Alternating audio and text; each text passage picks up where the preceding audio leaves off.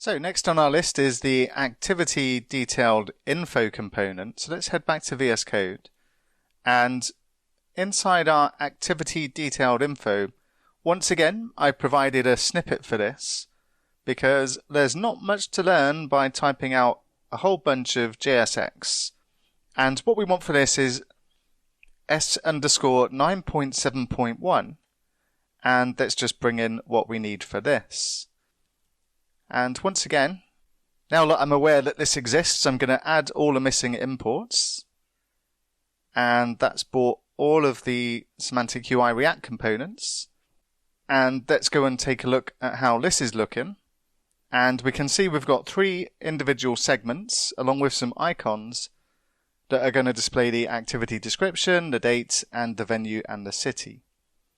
And not much else to say about this really. The only thing is that there's a grid system in place here just to give the icons some spacing between the icon itself and then the text on the right hand side.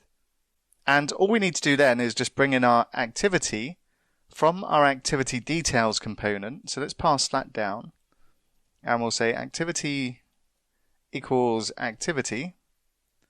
And once again we'll go to the activity detailed info and we'll make this a type of React functional component. And once again, we'll just pass in the activity as an object of type iActivity. And then we can destructure our activity here. And then it's just a case of replacing the placeholder text with the activity.description in this case. And the span is going to have our activity.date.